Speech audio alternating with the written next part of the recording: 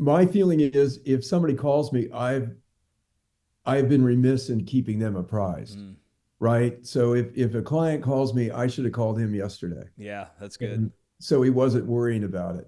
And I told you my story that the phone call that cost me $2 million, dollars, the deal that cost me $2 million dollars by not following up diligently on the phone. For me, it's pick up the phone, hear the client's voice, hear what they're interested in, hear what I can do for them. Even if it's just, having a chuckle over something.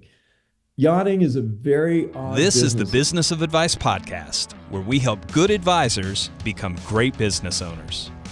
Today is going to be a great episode as I'm excited to welcome a dear friend of mine and someone I like to describe as the most interesting man in the world, Kevin Merrigan. Kevin is the chairman of Northrop Johnson, which is a global leader in super yacht brokerage that is now a part of MarineMax. We'll talk some about that. With over 40 years in the industry, Kevin has brokered more than 400 yacht deals across 15 countries, transforming a bold career pivot from oil and gas to selling his own boat into a legacy of industry-shaping leadership. We're going to dig into his insights on scaling a business, building client trust, and working massive deals. Kevin, my friend, welcome to the Business of Advice podcast. Thank you, Cody. That's quite the introduction too. So thank you Yes. very much. Well, we've got a chance. I didn't say it in the intro, but Kevin and I have been a part of this mastermind group we call Dirty Dozen now for, oh man, we've been going on probably about 13 years. Kevin's actually going to be hosting us the next time, so we're going to get a chance to go up and see him in October. So looking forward to that. But I said it in the intro.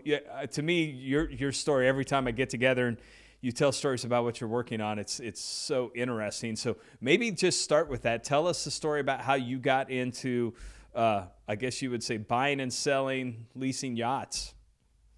Um, Thank you for having me, and I'm grateful that it's just you and I that will ever see this.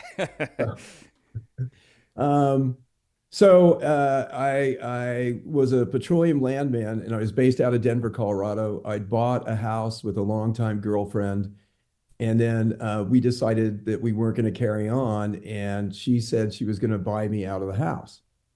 So I had grown up in San Diego and saw this as an opportunity to go buy a sailboat.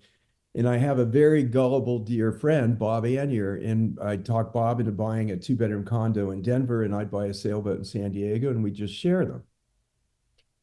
So I found a boat I wanted in San Diego, flew out there, met a spectacular yacht broker named Tony Blomfield, and started negotiating on an Irwin 52 sailboat and called the girlfriend to see when I could expect the money. And she informed me that, in fact, she had decided that I was going to buy her out of the house. So there was no sailboat in my immediate future. But I liked Tony and apologized to him, flew back to Denver and asked if I could, could I come back in a week or two and take him to lunch? And that advice, later on, you asked me what books have been most influential. And What Color is Your Parachute is where I got Hmm. the advice of the informational interview. And it's a book I give to every kid that passes through our house. It's just a great, great career guide.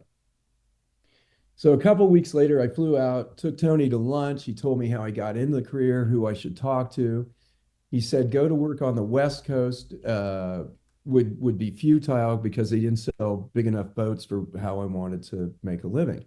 So he said, go to the East Coast. So I came to the East Coast of the United States and interviewed from Florida up to Boston, all the different yacht brokerages. And at that time, Northrop Johnson was the only yacht brokerage with an international presence. And the only Northrop Johnson that would hire me was the tiniest office, which was in Newport, Rhode Island. Hmm. And so I took a job there and went and bought a 42-foot Whitby sailboat in Fort Lauderdale on credit cards and owner financing. And it turns out that if you quit a job and go to a commission job, it's really hard to get a loan. So fortunately, the seller financed the boat, and I sailed up to Newport, Rhode Island, which is a story in itself, and started for Northrop and Johnson. Huh. And that was my goal was to be a yacht broker on my own boat by the time I turned 30. And I celebrated my 30th birthday on the boat, freezing my ass off in New England. So, and then talk a little bit about maybe just your like progress through Northrop and Johnson and what that's looked like. I know we'll get in later to the transaction with Marine Max, but just maybe a little bit about what that. I guess I'd say like that life looked like and that progress through the organization, and then maybe give people some perspective of like the types of boats you're selling, you know, and or buying for people. So I was the most junior of junior brokers. In the office I really wanted to go to work for was in Marblehead, Maine, because the guy who ran that was much more switched on. Northrop and Johnson was founded by Jim Northrop and George Johnson in the New York Yacht Club, and they did it the proper way to be a yacht broker. They had wealthy wives. So their concept was to buy and sell boats for their friends. And they came up with a multiple listing service for boats. We didn't have it back then. And in fact, it's within the last 25 years probably that it came out. So they would take a listing. They had offices in Chicago, San Diego, Newport Beach, Newport, Rhode Island, Fort Lauderdale, St. Petersburg. And then they got an office in Cannes and Puerto Banús in Spain. So you would mail your listing to the Fort Lauderdale office, which was typed out with lots of whiteout. It would get mimeographed, which you probably don't even know what that is, I Cody. don't. Nope. You'll have to look it up. And then it would get sent out to the other offices. So it was the infancy of the multiple listing service. So if a guy walked into your office in Chicago, said, I want a 32-foot plastic boat, you could go through your binder and look for a 32-foot plastic boat. So that's how the company started, and they franchised it. And it yacht brokerages ebb and flow. Some, when you're at the top, you're never there long because there's always good, strong competitors right behind you. And by the time I joined, Northrop and Johnson was ebbing a bit and had some financial difficulties, which gave me the opportunity to buy first a partnership in the Boston office. And then every time a franchise came up, I would buy it. And again, the mostly seller financing because I didn't have a lot of dough then. And I kept acquiring franchises until I became the majority shareholder of the company. That's cool. Talk through, because this is what, our advisors are dealing more and more, and this will be valuable for them with a higher net worth clientele. Not your high net worth clientele, right? I think your average client has a super high net worth, right? They're buying these very expensive boats. But given your success in attracting these ultra wealthy clients, globally, like how have you gone about doing that? Like what prospecting techniques have you found most effective for really identifying and engaging with potential yacht buyers? And then I ask that in the sense of like, are there lessons that you think our advisors could apply in how, if they want to pursue a higher net worth client, how they're going to go about doing that? First of all, if they're with you, I think they've made the most critical step because watching you and knowing you over the years, you're an extraordinary leader, an extraordinary mentor, and you truly care about the people that work for you and work with you. And that in of itself is something incredibly hard to duplicate. So for me, when you start out in my business, I think it's like most businesses. I walk the docks, I talk to anybody who had a boat, I talk to captains. Captains are the entryway to the owners. They generally have the owner's trust. I do crew placement. If somebody needed help with a boat, I'd help them with a boat. If somebody needed help with dockage, I'd scramble around and use my connections to get them dockage. Mostly it was just feet on the ground and being an advocate for the captains and the owners so that your name was there and you were recognized as a valuable resource. And I see that with your team and your people too. I mean, I presume they go to functions and churches and organizations where they meet people, right? Yep. If you meet people, you can find out how can you help them and what can you do for them. And that's what started the career. And with the ultra high net worth people, it's First of all, it's an issue of trust. Do you have a track record? Do you come referred to them by somebody they trust? And now at this stage, I mentor four brokers that are in various stages of their career. And so I don't really take a lead. I give it to the broker and I'm there to help them and support them as they go through it. I step in if the negotiations hit a block and I provide the gray hair. No offense, Cody. Um, but so my referrals come generally from attorneys. If an attorney or client calls me with a referral, I pay attention. If it's a web referral, I give it to the kids to work and chase down and see where it ends up. But I can't emphasize enough when you're getting started, you work on anything you can get, right? Mm-hmm. As you mature in your career, you focus on who do I want to work for? Where am I going to provide the highest level of competency and value? And where am I in return going to get the highest value myself, financially and emotionally, with somebody that I want to work with? We've all worked for people that just suck the life out of you. And at this stage of my career, I'm very cognizant not to engage with those kind of people. And you've been with me when I fired the last of my tough clients, and it was just a relief. Yeah. You said something there that I think is a big takeaway that you probably don't realize. Is like becoming a valuable resource for those people, right? Especially high net worth. And I think even as our advisors or any other business owner thinks about it, what are those things that you can provide to make their life easier so you become the person they think about, and call. Let me ask a follow-up question, because you did talk about this, and I think this is maybe a big one.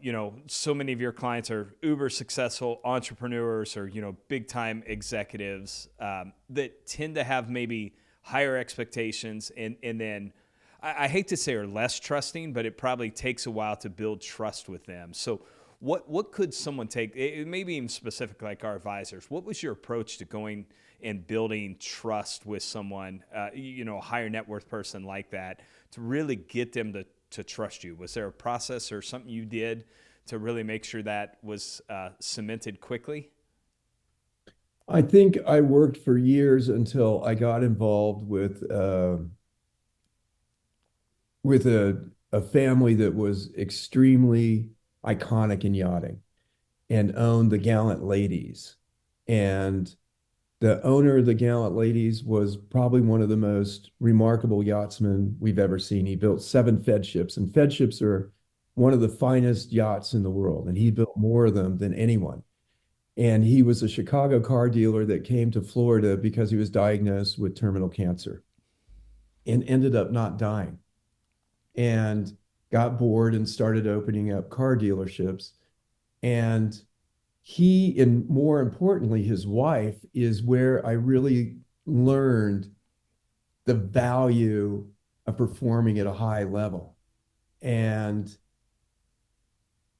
she is and was exceptionally diligent and competent and had high expectations of what I was supposed to do representing this iconic family.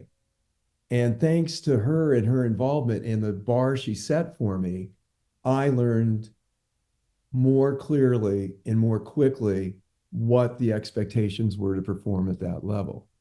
And because of her tutoring, as much as anything, I was able to go forward with other clients and recognize, look, this is what I need to do to give them comfort, is report in consistently, give them the information they need, articulately, concisely, and how they want it delivered and when they want it delivered and what they're interested in.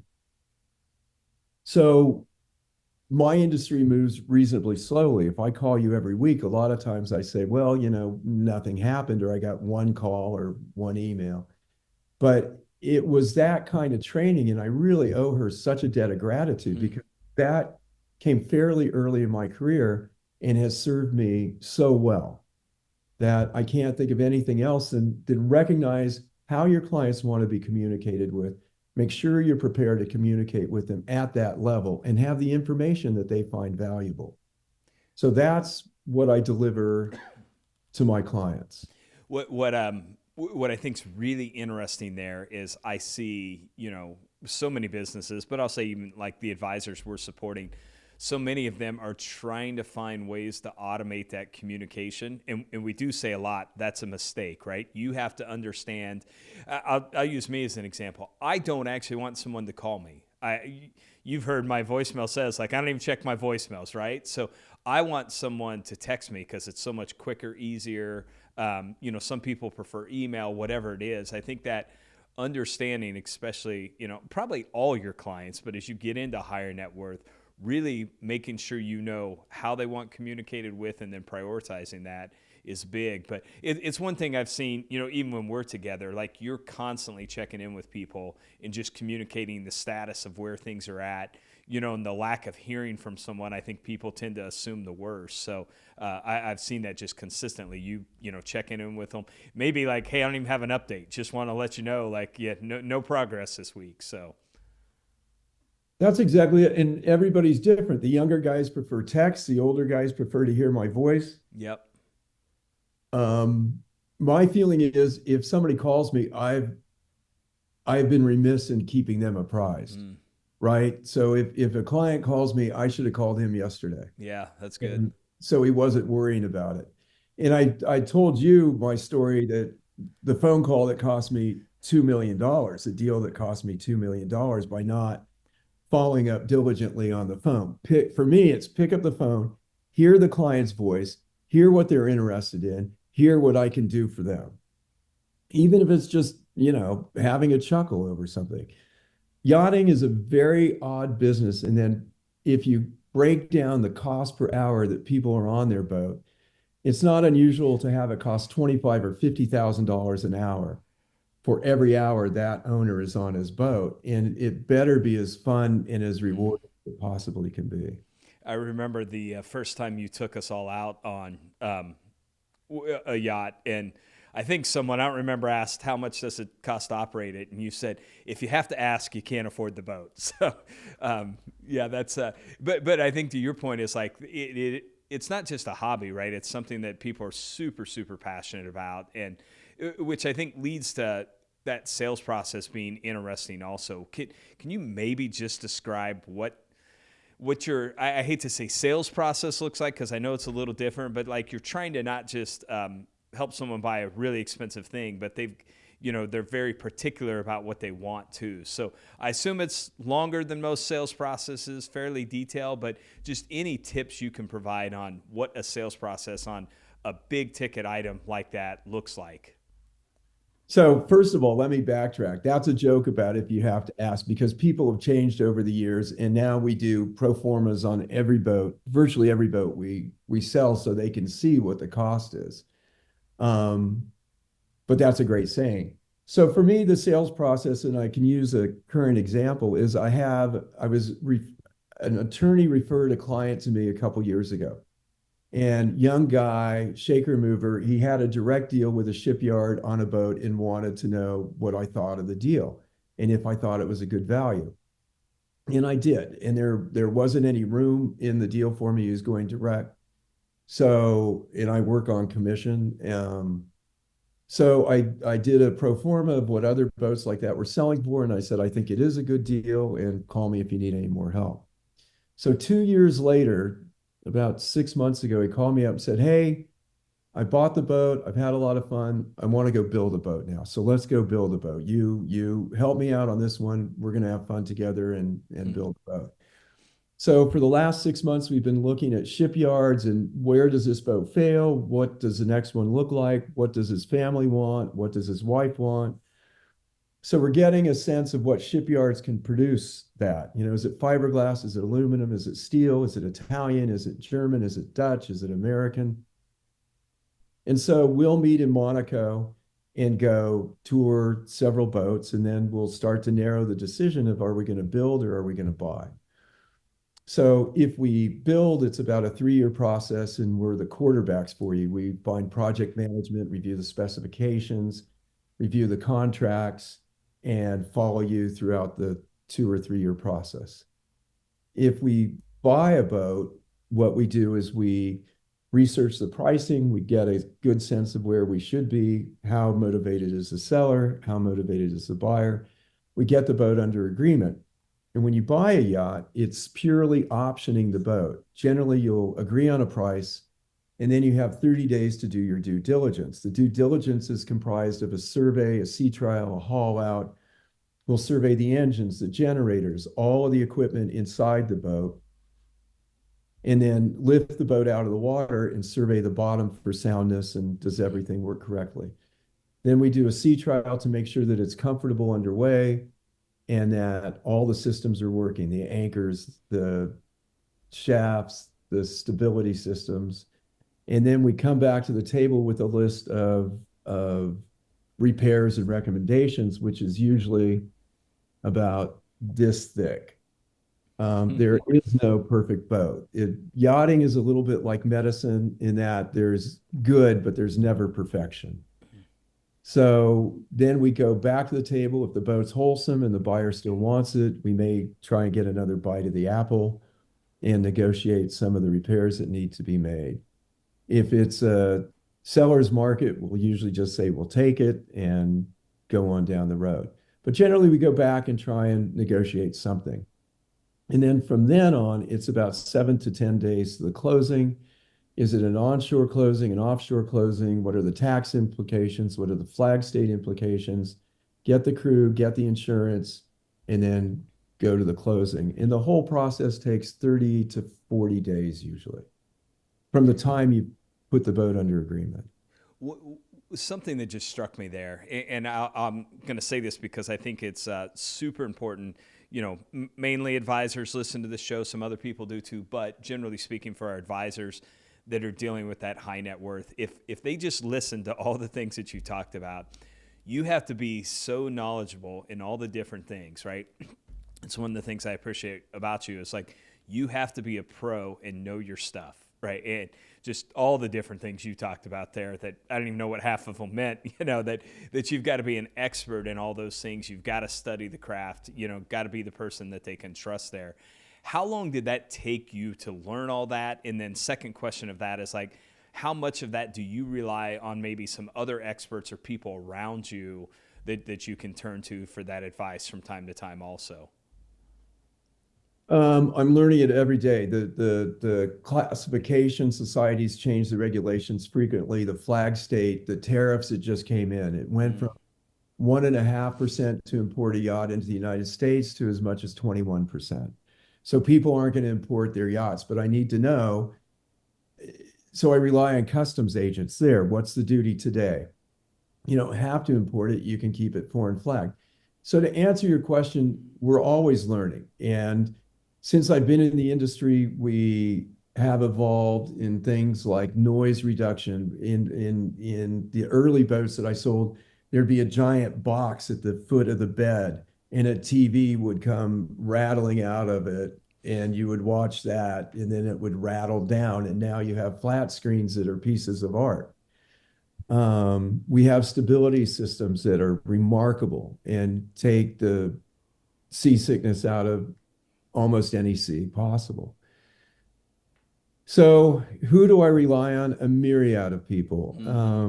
It's a much more sophisticated, complicated business than it was 40 years ago.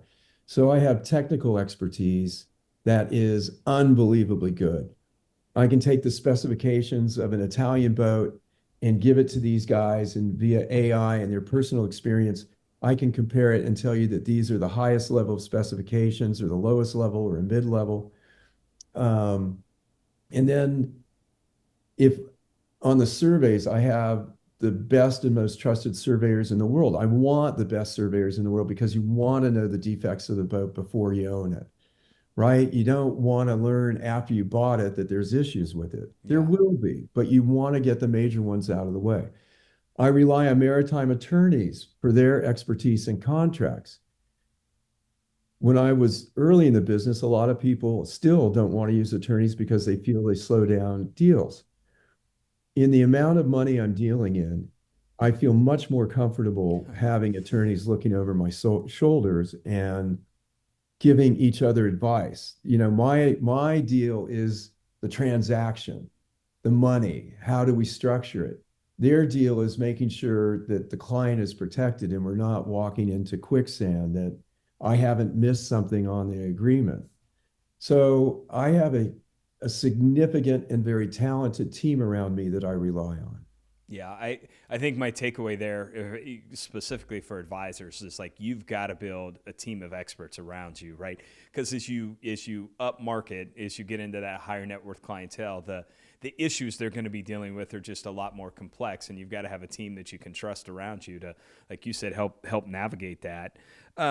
When you think about kind of the ultra wealthy, what are they looking for beyond the asset itself, right? So they're buying a yacht, but maybe more the emotional and things like what does that yacht signify? Is there something you've seen fairly consistent as people are buying yachts? Some probably just love to be on the water and want a yacht, but is there other things that it like fulfills for them that our team can learn from, advisors can learn from?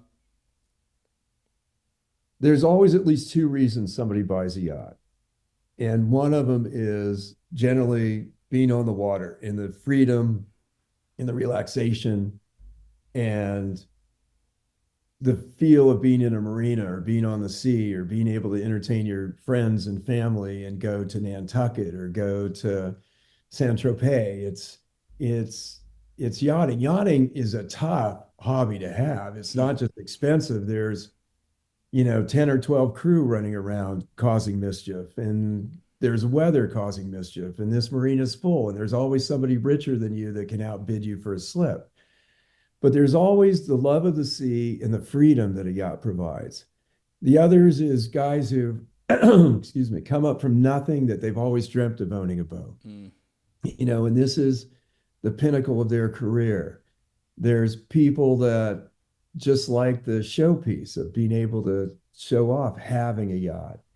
There's guys that they were raised in a family that had boats and now they can reciprocate with their children. So there's always at least two reasons, is what I found. And the main thrust is the freedom that being on the water gives you. How do you go about identifying what that second reason is? Like, have you figured out a good way to do that? Is it through asking questions, spending time with them? I would assume you kind of want to know, like, what are the reasons they're trying to buy a yacht? Because probably helps you kind of even direct to what type and that.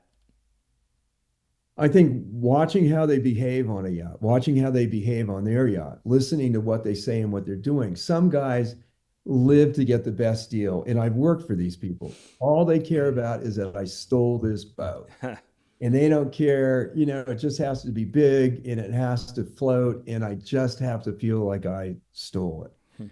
There's other guys that, no matter how good the price is, it's not the right boat for them. They don't like the interior. They don't like the brand. They don't like the range. They don't like the engines. So you watch and listen as you spend time with these folks. It's the same for your advisors, right? You're always listening. Yeah.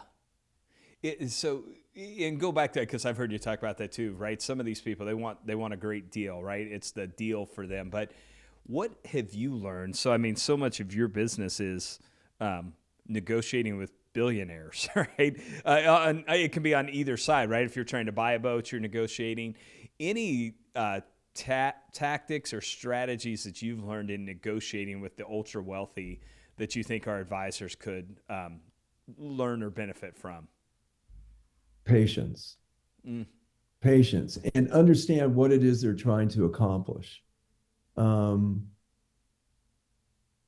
Generally we have great intelligence, so we know pretty closely what the boat should sell for on the market. And if somebody's trying to undercut that by 25%, the reality is it's likely not going to happen. There's very few, I mean, it happens occasionally, so we're always looking for it, but there's not that many distress deals in the marketplace. And during the pandemic, it was exactly the opposite. If somebody wanted 25 million for the boat, you better get it under agreement, pay the 25 million and get on with it.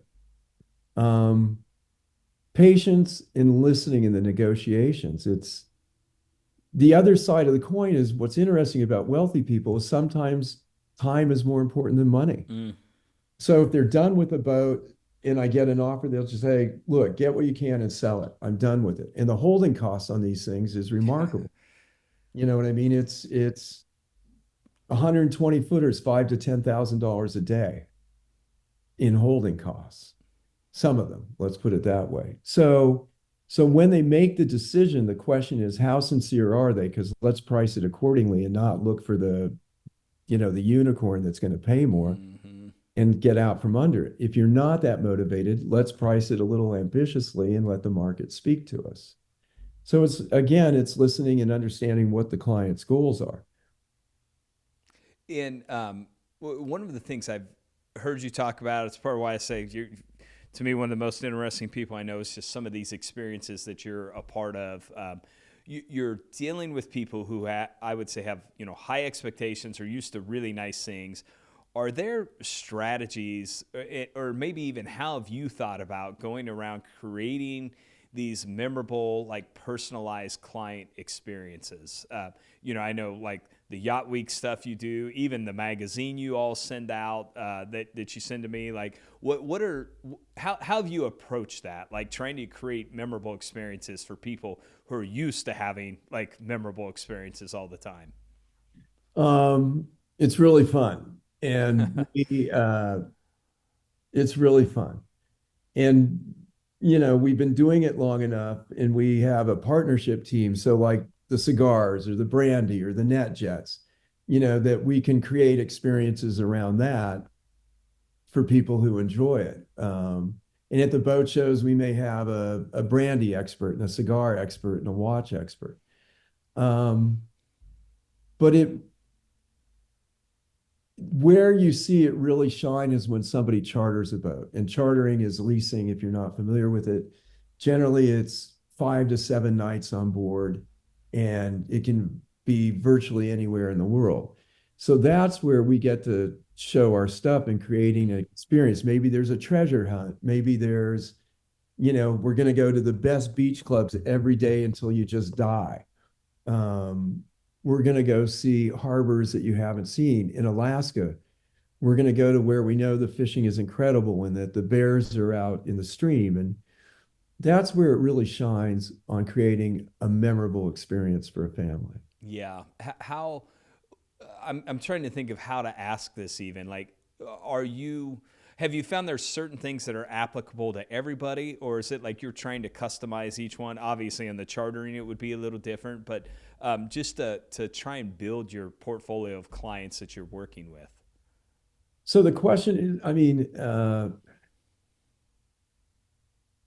it's an interesting question because there's two ways to answer it. One is if I have a client that hasn't been to a place, I'll work with the captain and I'll work with one of our charter brokers because the charter brokers likely have been there.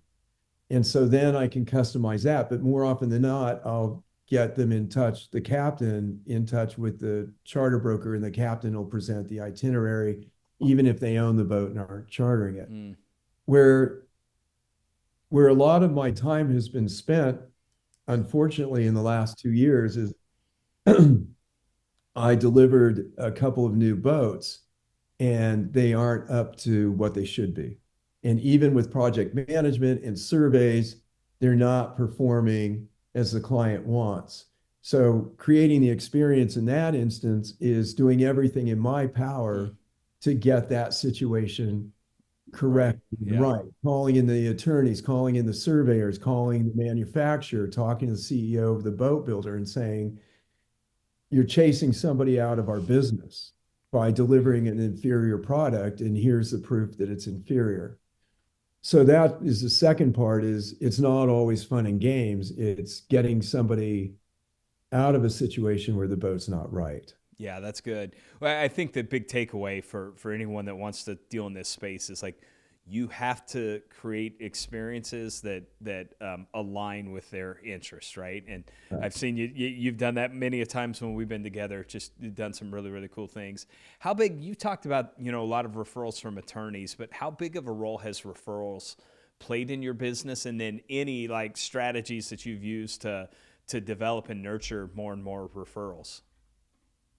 Um, it for me, it's about 100%. either somebody's referred you to me or we met in the past or a client's referred you to me. For the brokers I'm mentoring, we have a great internet department and they'll take the leads and I just help them with Mm-hmm. internet leads. Um, I nurture my attorneys too. There's attorneys that are especially good at foreign flag regulations for a particular, for Cayman. There's attorneys that are particularly good when you sell a yacht to somebody who lives in California. There's attorneys that are particularly good in Mediterranean closings. And I nurture those relationships by keeping them apprised of where it's going with their client, making sure they get back to that attorney when they go to sell the boat in 2 or 3 or 4 years. That they'll talk to me about it. And hey, we used Bob Smith. Do you mind if I bring him into the deal so he can review the listing agreement?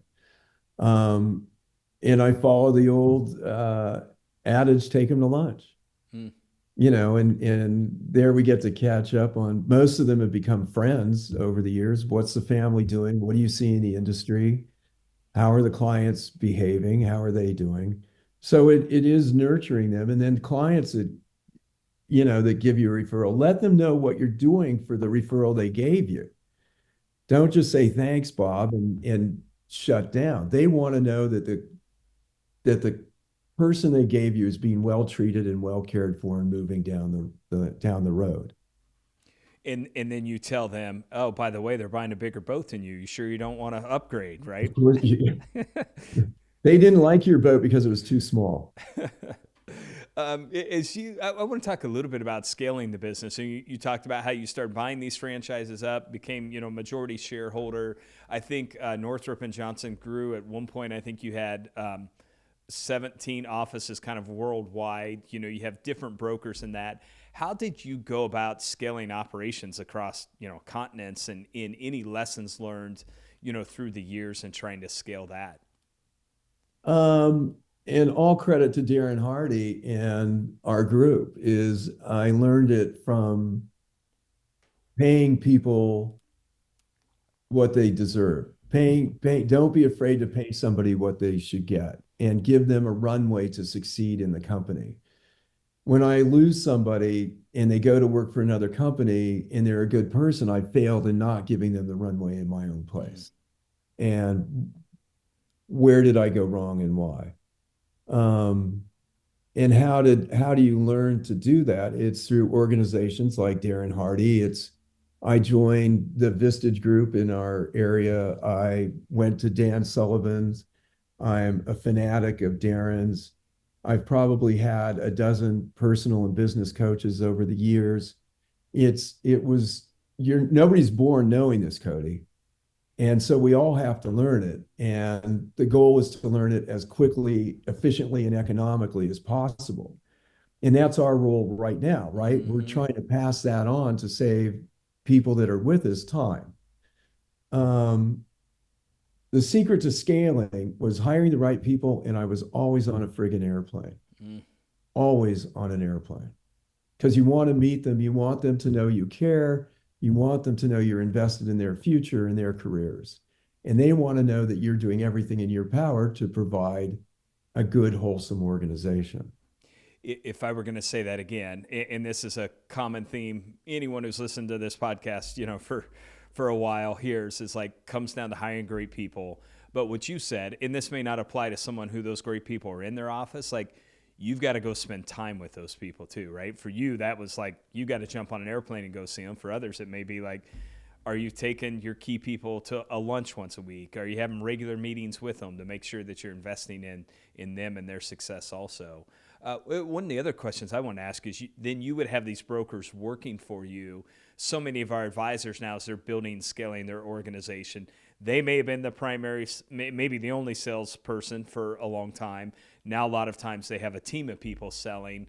What was there anything you figured out how to do in making sure that there was somewhat of a consistent process or experience now that you had these other people representing your organization for you? We obviously had a handbook, and we obviously, early on, I would stay involved closely in the deals to monitor them and to make sure that we were doing everything ethically and correctly.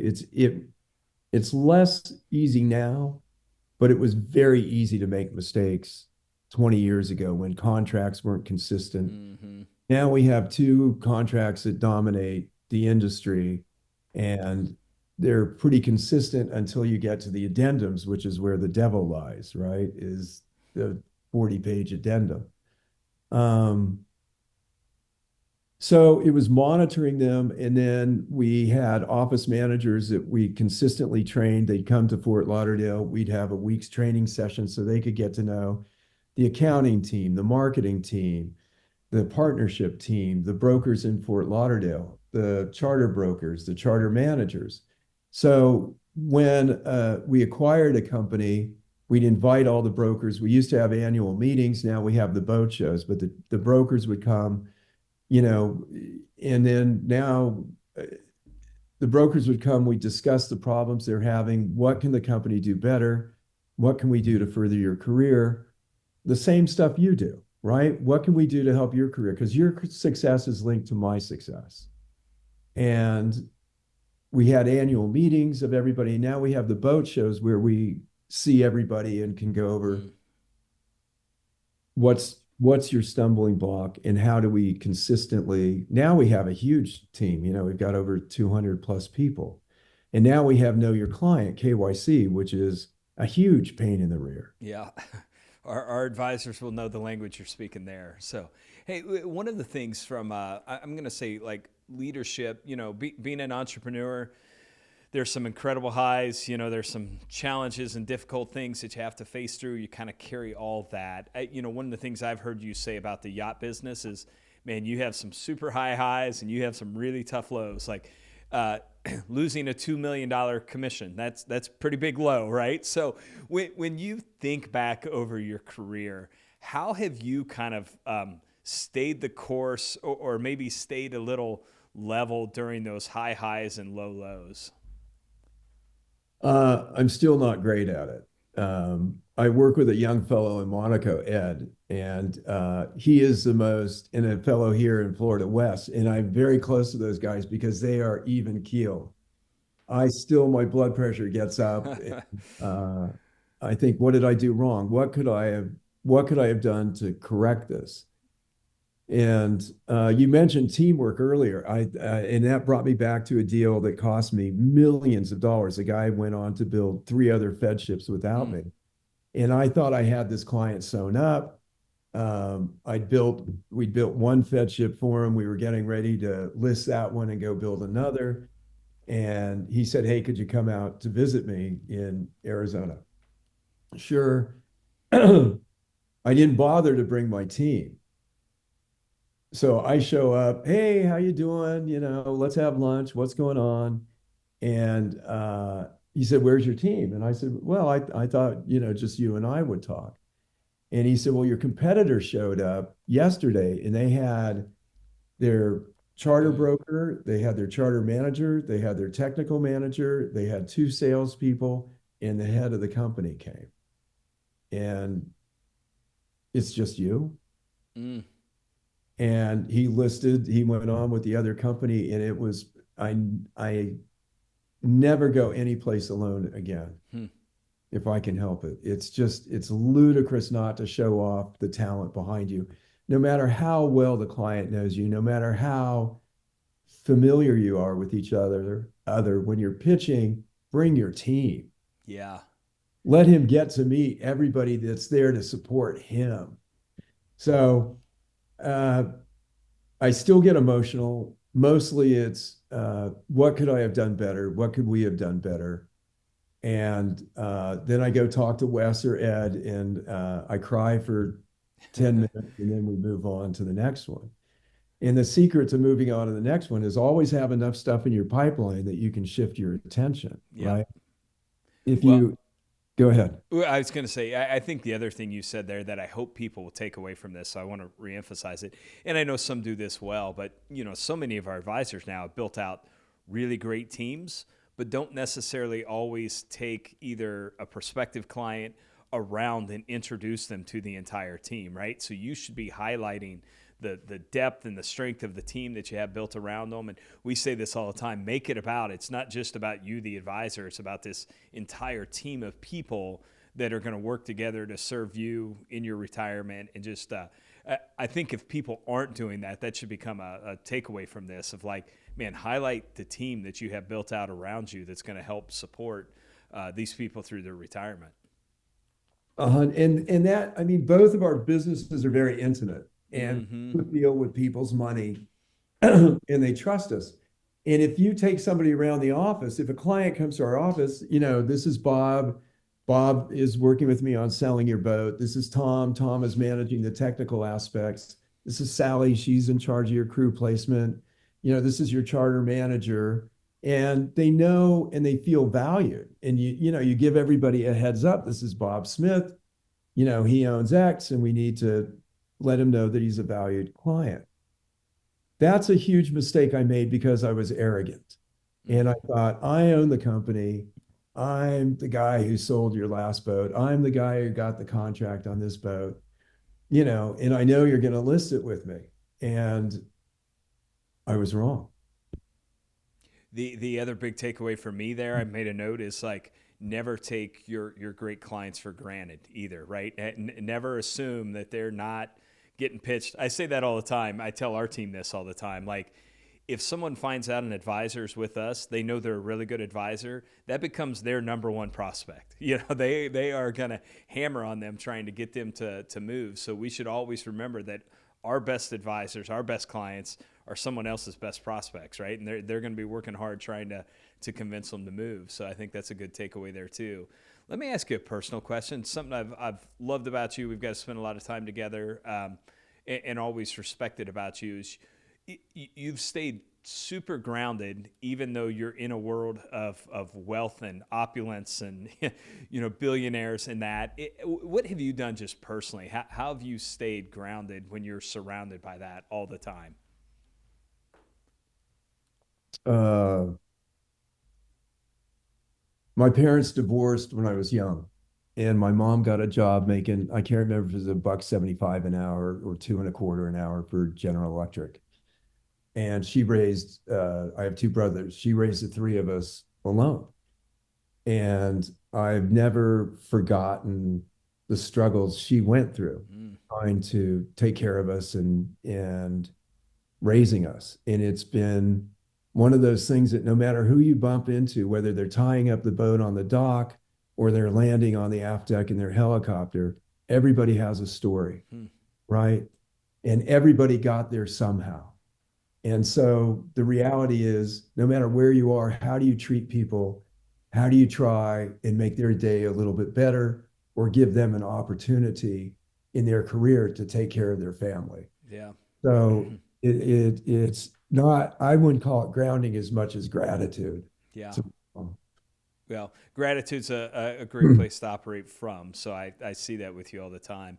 Okay, I want to talk about one more kind of topic, and then we'll move into the lightning round questions to be respectful of your time. But you, and I know we've talked about this a lot, but I want to try and pull some lessons out of this for everyone else that's listening. So you made the decision to sell your business, and I want to talk about that because we have a lot of advisors who are getting to that point in their career where they're at least thinking about, that transition. It could be maybe they have family coming in to take it over, others looking to sell their business.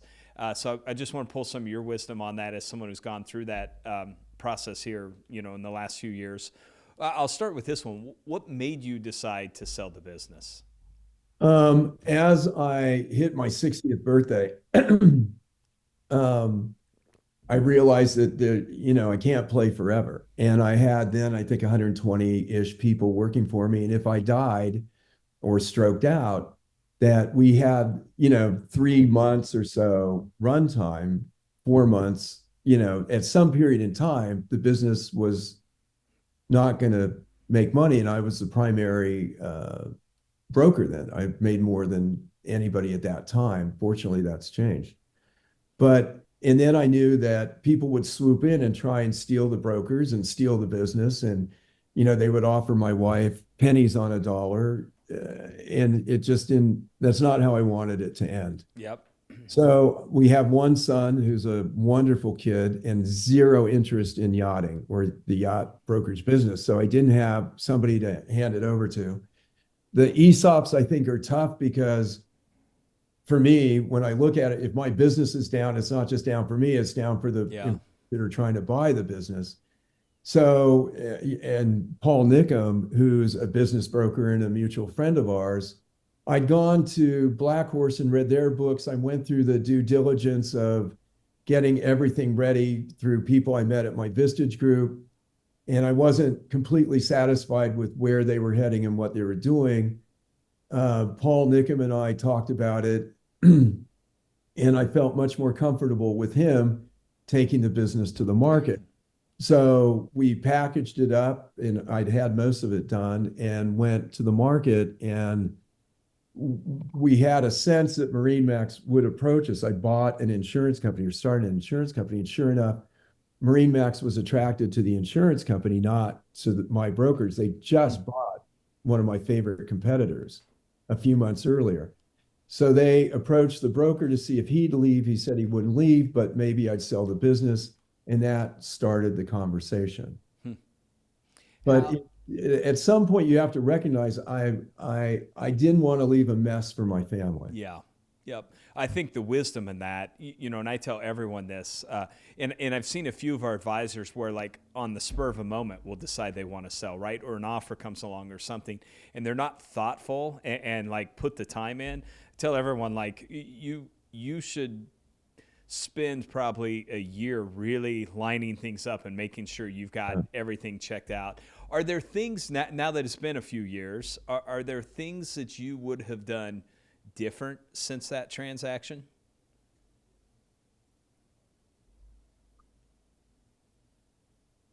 Obviously sell for more money. But what MarineMax paid was incredibly fair. Yeah. I mean, it was a great number. And fortunately, we have, because of the pandemic, as much as anything, we're able to make it a good acquisition for them. Yeah. And they've treated me incredibly fairly and very well. The reason why I picked MarineMax, and we had another suitor, is that they had been in the boating business. They had great integrity. They knew boats. I didn't have to explain, well, I spent $500,000 on the Monaco Boat Show, and we can go 5 years without ever selling a boat out of it. They understood it, and they've been tremendous to work for. No, there really isn't. I think we took 2 years to get the business where we wanted it before we really, and then we were prepped and we didn't have a buyer in mind. We MarineMax stepped up and Paul stepped in. But it was a 2 year process. We were moving kind of slow and busy with other stuff. But yeah, we had everything lined up. Well, so then one other question I want to ask you, because it's a challenge I've seen with some of our, we have a lot of advisors. If they're selling, they'll sell to another advisor within our network. That's happened quite a bit. And what a lot of times that advisor selling says they want to stick around and still work some. I've seen that work out about 25% of the time, right? It's either they've moved on or expectations weren't clear, but you've done that. So you sold the business, but you're still there working in the business. Just any advice, and it seems like just from our conversations that has gone pretty well. Is there any wisdom you can share there on how that transition has been fairly smooth? One of the things I always say is, like, when it's your business and now it's not your business anymore, it's hard not to have opinions on how the new person's running the business. But just any wisdom you can share there on either, like, for someone who's acquiring a business, like what they've got to be thinking about, or if you're the seller and you're sticking around, how to make sure that that's going to work. Excellent question. And we had groomed a young fellow to take over and run the business for me. And he'd taken a huge amount of weight off of my shoulders already. And when we sold the business, I moved into the role of chairman, which, as I jokingly refer to, means toothless lion. And Daniel moved up to run the company. And it took me between 3 and 4 years to recognize it really wasn't my company. And the thing that helped was a fellow that ran a company and turned it over. I asked him why he wasn't at this particular meeting. And he said, I've turned the business over to very capable hands.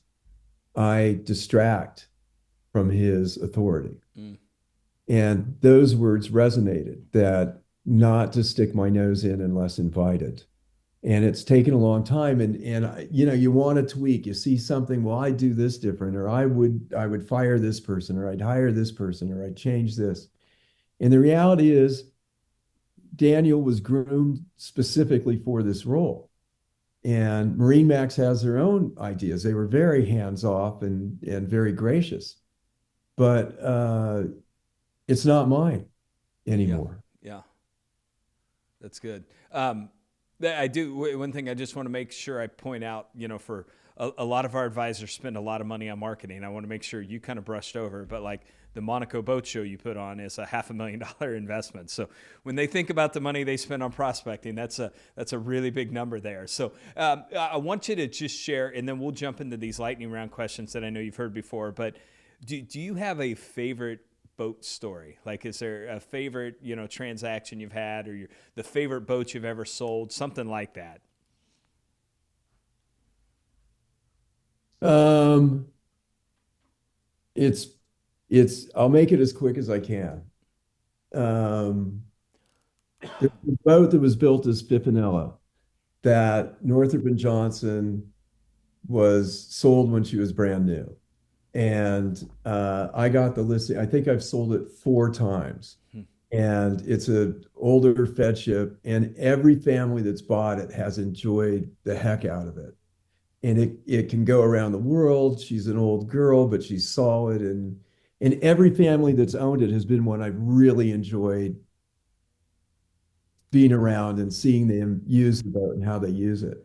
That's a good, wholesome story. How's that? Yeah, I like it. So I would love to have you do it, but I'm not going to make you do it on this. As you know, you've told me some of the clients you've worked for that you didn't like, but we'll save that just Yeah, for us. So let's not do this for the 3 people that are listening. yeah. Okay, let's jump into these lightning round questions. These can be kind of quick answers. Here's the first one, and your timing of selling the business actually correlated very closely to COVID, right? It was right before that happened. So is there, look back, over this past 5 years, is there a lesson that you've maybe learned? It could be maybe one reinforced or something new that you think you'll carry forward for the rest of your life? Yes, when we had been in negotiations with Marine Max and we reached the deal, and then we were getting ready to close, and we had a date we were going to announce it. It was in fact March 17th. On the 15th, COVID was still spreading. Marine Max said, we're still going forward with the deal. Don't worry. On the 16th, I got the call that, look, if I do this, I'm going to get fired by the board. Mm. And it was like completely understandable. And it was like, I don't disagree. I wouldn't buy a business right now either. And he said, we're still interested. Let's watch how this unfolds. And so a few months went on, and all of a sudden, business is booming. Everyone wants to be on a boat. Everybody wanted to be on a boat. So they came back to the table, said, are you still interested in selling? And it was like, you bet. And then because of that, we were able to repay what we cost much faster. Yeah. But the lesson is what I see happening a lot with yachts, with real estate, with businesses is people wait until there's a downturn and then they panic because now we're running into a line of credit or we don't have the cash flow we used to. So then they dump the boat or they dump the business. So the reality is there's no perfect time, but when you have it, when you have your yacht ready and you're done, when you have your business ready, bring it to market. Because if you wait too long and there's a downturn, you're going to leave a lot of money on the table. Yep. I actually told someone the other day, I was talking to one of our advisors, I said, the best time to sell is when you don't need to sell. It's like, 100%. it's and that like, is the perfect advice is you don't want to sell. yeah. So that's good. Okay. Second question. What is the one thing that you did that took you from being good, I'll say good in your profession, to great in your profession? Working for the Gallant Lady family.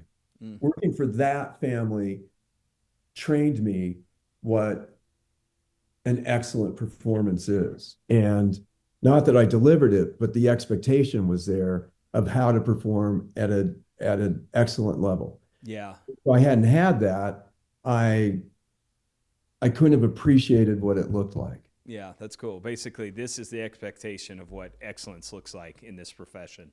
Yeah. Okay, third question. Is there something that you're doing this year, kind of going forward, to drive your own personal growth that you're excited about?